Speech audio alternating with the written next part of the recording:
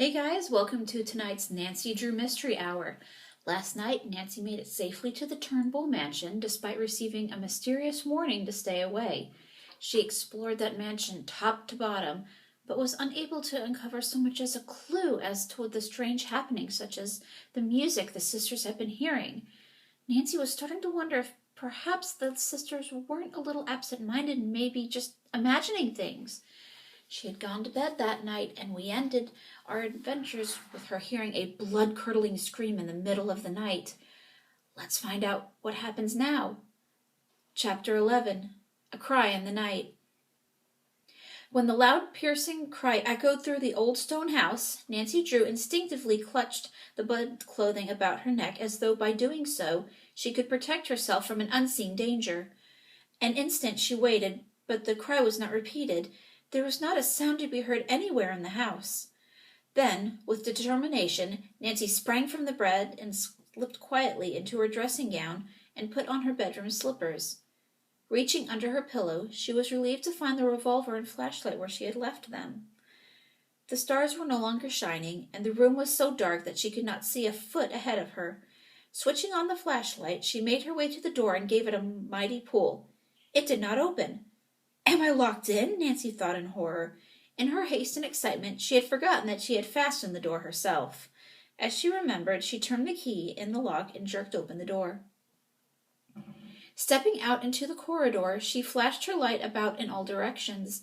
There was no one in sight. Then the door at the end of the hall opened, and Floretta half stumbled, half fell into the corridor. As she saw the flashlight, she let out a low cry of fright. "Be quiet," Nancy warned. "Oh, I thought it was the ghost," Floretta chattered. "Did you hear that terrible scream?" "Yes, I heard it." "Where is Miss Rosemary? See if she is all right." "Oh, if Rosemary has been murdered—" She broke off as Rosemary came out of her room. She, too, was badly frightened, but she was able to maintain a certain amount of composure. The two sisters huddled together near Nancy. Although nearly 30 years older than the girl, they seemed to look to her for protection. "The cry came from the floor below, or at least that's the way it sounded to me," Nancy whispered. "We must go down there and find out what has happened." "Go down there?" Floretta wailed. "Never!" "Shh!" Nancy warned. "Not so loud. We don't know what danger we are facing." "We'll be murdered if we go down there," Floretta maintained a slightly lower tone.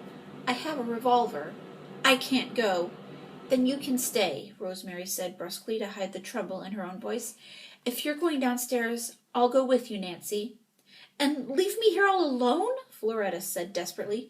"Then come along," Rosemary told her curtly. Flashlight in hand, Nancy Drew had already started to move toward the steps. Rosemary followed, and Floretta, not to be left alone, brought up the rear.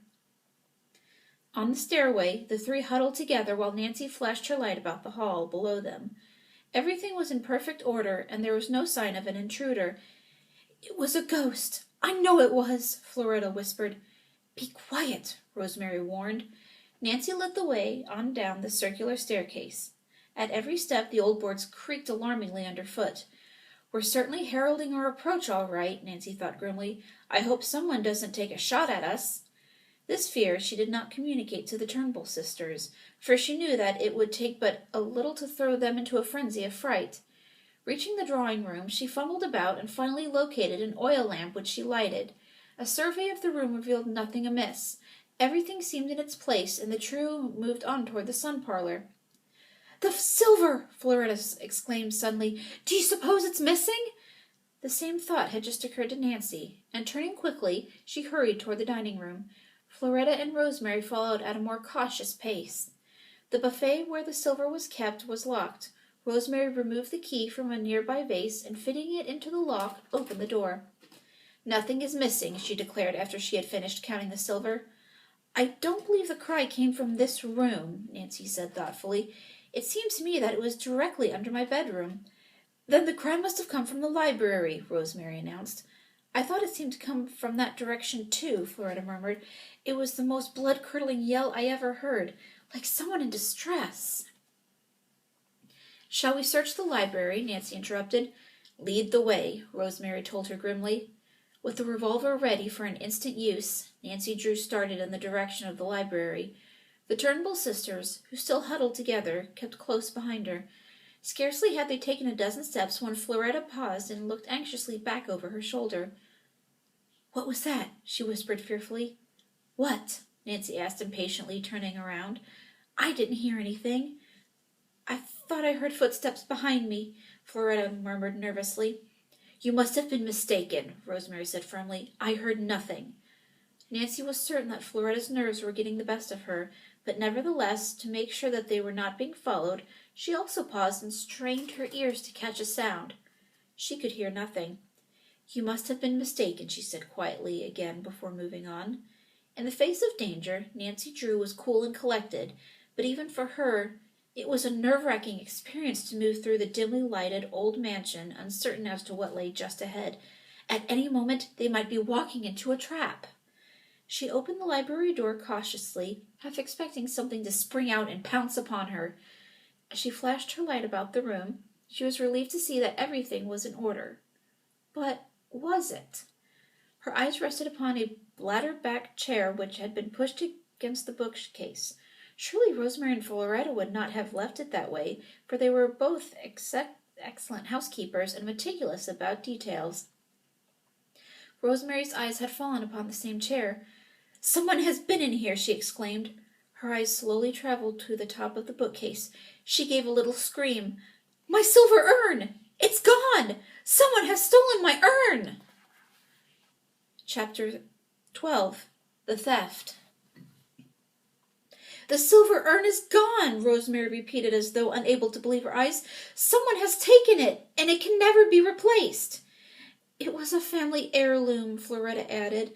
"We've had it ever since Grandmother died. It was handed down from one generation to another." "It was valuable, too," Rosemary went on. "It was solid silver. We had been offered $500 for it by a jeweler, but of course we refused the offer. Oh, I can't bear to lose it." She sank into a chair and looked as though she were about to cry.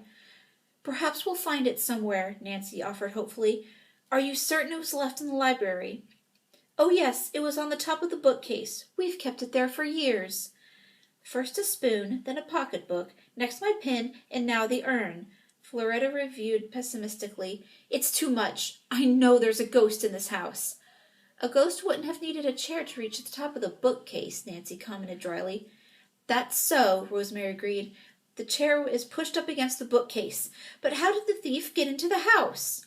"If we knew the answer to that question, I think the mystery would be solved," Nancy returned. "Were the doors all locked last night before you went to bed?" "Oh, yes, I was very careful." "And the windows?" "All bolted." "I can't understand it," Nancy murmured, perplexed. She examined the room as carefully as she could in the dim light, but was unable to find any additional traces of the midnight prowler. "The thief seems to have vanished into thin air," she said at last. "I don't believe there is any use to search tonight. We may as well go back to bed." "I couldn't sleep a wink," Floretta interposed. "I'm going to sit up the rest of the night." "So am I," Rosemary added. "Then we may as well bring our blankets down here," Nancy declared. "I don't think the thief will return tonight, but at least we can be prepared." Accordingly, the three settled themselves in comfortable chairs and spent the remainder of the night snugly wrapped in warm blankets. Nancy and Rosemary occasionally dozed off into a light slumber, but Floretta was too nervous to permit herself to go to sleep. Although the light was burning, her eyes continually roved about the room, fearfully searching the darkest corners. At the first indication of dawn, Rosemary, with Nancy assisting her, prepared breakfast. Hot coffee went a long way toward reviving the spirits of the trio, and with the rising of the sun, the old house seemed less oppressive and fearful. As soon as breakfast was over, Nancy set herself to the task of going over the library minutely. She examined the walls inch by inch, but found no indication of a secret panel. With Rosemary's help, she even moved the heavy bookcase. But there was nothing behind it. The furniture occupied but little of her time, for, with the exception of the built-in sofa, similar to the one in the drawing-room, it was all very ordinary and offered no possibility of a hiding place. Nancy did examine the bookcase and the chairs for fingerprints, but her search was not rewarded. There was not a single clue which pointed to the identity of the thief. Nor was the missing urn found anywhere in the place. All day Nancy searched, but in vain. She was bitterly disappointed, for she had hoped to be able to help Rosemary and Floretta. The ordeal of the night had frightened them a great deal, and they began to talk seriously of leaving the house at the end of the week. "It will be better to close it up than to endure another week like the past one," Rosemary admitted. "I don't like to be driven away, but I see no other way." Nancy said nothing, but mentally resolved that she would never leave the mansion until she had solved the mystery. When her father arrived on his way home from Chicago, she would tell him everything and turn the case over to him. The next 2 days and nights were uneventful, greatly to the surprise of everyone. Rosemary and Floretta began to show the effects of the strain under which they labored. "I declare, I'd almost as soon as something would happen as to keep thinking it's going to happen every minute," Rosemary sighed. With the passing of the days, Nancy Drew became quiet and thoughtful. She had a new worry which she did not communicate to the Turnbull sisters. When her father had left for Chicago, he had promised that he would return within a week, and that he would send her a telegram stating the exact hour he expected to arrive in Cliftwood. For several days, Nancy had been anxiously looking for the message, but it had not arrived. Why had her father failed to keep his promise? "It's possible Dad didn't get his business accomplished as quickly as he expected," she assured herself.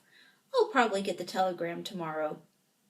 But the message did not arrive on the following day, and now Nancy began to worry in earnest. Surely her father would have wired her if he had been delayed, she told herself. What could have happened? Perhaps he decided not to stop at Cliftwood and went on to River Heights, she reasoned. Glancing at the calendar, she saw it was a full week since her father had left home. By this time, she had expected to return to River Heights herself, and she had asked Hannah to open the house before her arrival. "If only there were a telephone here," she fretted. "I could call home and find out if Dad is there yet." The more she thought of it, the more anxious she became, and at last, to relieve her mind, she decided to drive to Cliftwood and make the telephone call. This intention she communicated to Rosemary and Floretta. "You'll not be gone long, will you?" Rosemary questioned anxiously. "We've decided not to stay in this house another night alone. When you leave, we're going too." "I'll be back in a few minutes," Nancy promised. "I only want to make a telephone call." "I'm sorry we haven't one here," Rosemary apologized. "It's so much bother to go into Cliftwood." "I don't mind at all. I'll enjoy the ride." As Nancy left the mansion behind, she breathed more freely. There was something about the place that was oppressive. She drove rapidly and soon reached the main part of Cliftwood. Entering a drugstore, she telephoned her house. After a short wait, Hannah Gruen answered. "Is my father home yet?" Nancy asked, after a few preliminary remarks. "No, I haven't heard from him since he left," came the response. Nancy hung up the receiver and leaned against the side of the telephone booth. What could it mean? Why had her father failed to notify anyone of his change of plans? It was not like him at all. "I have a notion to telegraph to Chicago and find out if he has left there," she thought. "I believe I have the address of the firm he went to see." Opening her purse, she fished about, and after pulling out several wrong cards, found the one for which she was searching. Now to find the telegraph office, she decided as she left the drugstore. She found one only a few doors away, and having entered, wrote out a brief message and handed it to the clerk at the desk. "When the answer comes, have it sent to the Turnbull mansion," she told the man. After paying the charges, she left the office and slowly made her way back to the roadster. "Now, back to the haunted house," she told herself grimly. "I'm beginning to feel that I'll never solve the mystery by myself. I'll be glad when Dad gets here so he can help me." As she approached the mansion, Nancy's attention was attracted to another stone house only a short distance away. In general appearance it bore a striking resemblance to the mansion. "I wonder who lives there," she thought. "I must inquire about it when I get back to the mansion." However, for the time being, Nancy was too troubled about her father to devote much to the thought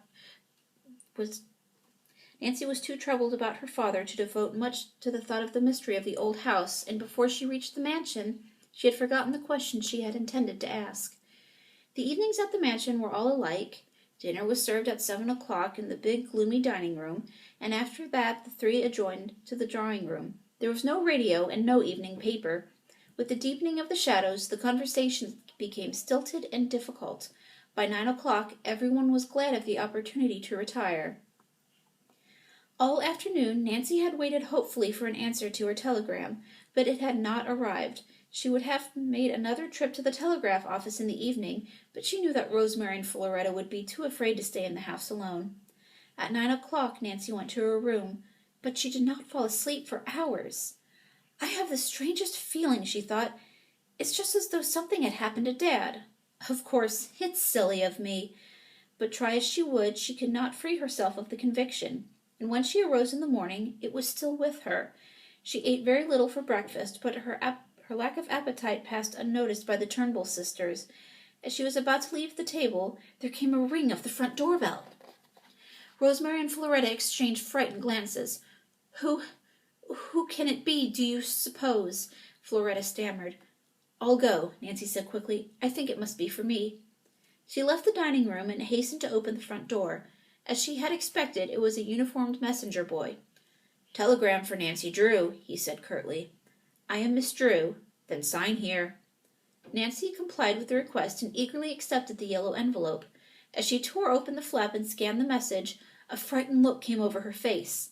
The telegram had been sent by the law firm in Chicago and confirmed her worst fears. The message read, Carson Drew left here 2 days ago. Chapter 13. Another Surprise. For a full minute, Nancy Drew stood staring blankly at the telegram in her hands. She read it a second time, although she knew every word by memory. Worry assailed her anew. If her father had left Chicago 2 days before, as the telegram indicated, he would have reached Cliffwood before this even if he had come on the slowest train. Surely something must have happened to him en route. What had delayed him? After a moment's reflection, Nancy entered the house, intending to tell the Turnbull sisters about the telegram and ask their advice. She was destined never to carry the thought into action, for as she closed the door behind her, she heard a wild shriek from above. It seemed to come from Floretta's room. Fearing the worst, Nancy sprang toward the stairs and took them 2 at a time. Rosemary came running from the kitchen. Reaching Floretta's room, Nancy thrust open the door. What is it? She cried. Floretta stood in the center of the room, wringing her hands in anguish. My dresses have been stolen! Your dresses stolen? Nancy echoed. Yes, while we were at breakfast, someone entered my room and took 3 of my best black silk dresses. And that isn't the worst. Look up there. Wonderingly, Nancy turned her eyes toward a picture which hung over the bed. What she saw caused her to gasp in astonishment. On the frame perched 2 live canary birds. Oh! Rosemary screamed. She had entered the room behind Nancy, and her eyes had fallen upon the picture frame. It's wizardry, Floretta moaned.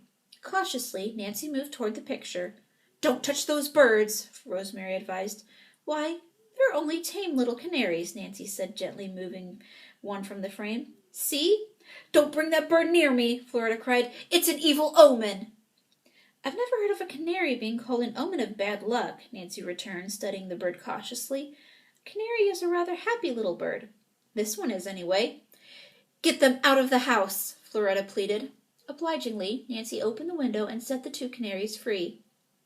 How did they ever get in here? Rosemary demanded. We never had a bird in our lives. Nancy was dumbfounded. Never had she heard of a more puzzling mystery. Had the canaries been left in the room by the same person who had stolen Floretta's dresses? Unquestionably, the birds could not have flown in a window, for they were kept carefully screened.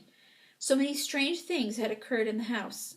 Unexplainable music and shadows, and the sound of footsteps in the night. Then a spoon had disappeared, next a pocketbook, a diamond pin, an urn, and now Floretta's silk dresses. Nancy lost no time in examining the closet and the walls of the room, but she could not find no clue which suggested in what manner an entrance had been effected. Apparently, the windows had not been opened. Nancy felt almost humiliated. She had promised to help Floretta and Rosemary, and so far she had not even gained a clue. Many things had happened under her very nose, and yet she had been unable to put her hands on the thief. There must have been an explanation for everything, if only she could think of it. As she stood absorbed in her own unpleasant thoughts, a sudden idea came to her. Do you know of anyone who wants to force you out of the house? She demanded. Rosemary shook her head. Why, no. Why should anyone want to do that? Is there anyone who wants to buy the house? We've had several offers from real estate men. There's some talk that the city wants this house for a historical museum. And the real estate men are trying to get it cheap in the hope of selling it to the city and making a neat profit for themselves, Nancy summarized shrewdly. That's about it. You don't intend to sell? We didn't. Until lately. At least not unless we could get our price for it. Now, we'd be lucky to sell it for anything, I guess. No one wants a haunted house." Nancy was eager to learn more, for now she felt that she had stumbled upon her first clue. She was convinced that someone was trying to force the Mrs. Turnbulls from their home, and by frightening them, induce them to sell the mansion at a low figure. "Who has tried to purchase the place?" she asked quickly. "Well, there's John O'Connelly," Floretta told her. "What sort of man is he?" "Oh, I'm sure he is honest. We've known him all our lives." "And there was H.D. Fellows, another real estate agent," Rosemary added thoughtfully. "He made us a very straightforward offer, but he wasn't willing to meet our price. However, he was very nice about it when we told him he wouldn't sell." "Were there any others?" "Oh, Nathan Gambit, but we didn't consider his offer seriously," Rosemary continued. Nancy pricked up her ears at the information. Here was genuine news. "Nathan Gambit!" she exclaimed. "What sort of an offer did he make you?" "Oh, Gambit isn't honest," Floretta broke in feelingly. "We won't have anything to do with him any more. You see, he claimed we gave him an option to buy our house for $6,000. $6,000? Why, that's ridiculous! Surely you didn't give such an option." "Mercy, no, but Gambit claims we did. The house is worth at least $20,000, Rosemary declared, and if the city should decide to use it for a historical museum, we ought to get even more than that for it." "I should think so," Nancy agreed. "Gambit was trying to cheat you." "We never gave him any sort of option," Floretta insisted. "We wouldn't do business with him at any price, because we couldn't trust him. He would cheat us out of our eye teeth." "How long ago did this happen?" "Oh, it must have been nearly a year ago," Rosemary said, trying to recall. "It was last spring." "The matter went to court?" "No. Nathan Gambit threatened to make trouble, and he said he would sue us, but nothing ever came of it." "We had forgotten about him until you brought up the subject," Floretta added. "Then have you heard nothing more from him since?" "He threatened us once," Rosemary told Nancy, "said he would make us sorry we hadn't sold at his price, but nothing ever came of the threat." "How long ago was that?" 2 or 3 months ago, I should judge." Nancy Drew nodded thoughtfully and relapsed into deep meditation. She was now convinced that Nathan Gambit had some connection with the mysteries which had been happening in the old house. Perhaps he was trying to frighten Rosemary and Floretta so that they would be glad to sell at his price. "Gambit hasn't approached you with a new offer recently, has he?" she asked. Floretta shook her head. "We haven't seen him for some time, and we don't want to either." "You don't think Gambit has had anything to do with what has happened lately, do you?" Rosemary questioned the girl. "Of course, I don't know, but I'm beginning to suspect there may be a connection," Nancy returned. "At least I intend to investigate the line and see what it leads to." "To be sure, there's nothing in Nathan Gambit's character that would prevent his using anything underhand to induce us to sell him this house," said Rosemary musingly. "Still, I don't see what opportunity he's had to do what's been done here. He hasn't been near us for some time, you know, Nancy." "That's true," replied the girl, "but someone must have made the opportunity. Mr. Gambit has the motive, and is so lacking in any sense of honor that would keep him from injuring you in this way that I believe he furnishes the best lead to follow." With that, she left the bedroom and went to her own room farther down the hall, but as she sat by the window trying to think her way through the jumble of information she had gleaned, she found it difficult to keep her mind on the mystery. After a time, she took the crumpled telegram she had received earlier that morning from her pocket and studied it again. How could she interest herself in a mystery when her father was missing? What had happened to him? Oh, if only she could answer that question. Well, guys, that was quite a twist. We hadn't heard anything from Nathan Gambit for a while, then suddenly we learn he was one of those interested in buying the Turnbull mansion. Is there a connection? And what do you all think happened to Carson Drew? Was he held up by the law firm and they just failed to divulge that? Or did something happen to him? Tune in tomorrow night, 7:30 p.m. Eastern Standard Time, to find out. See you guys!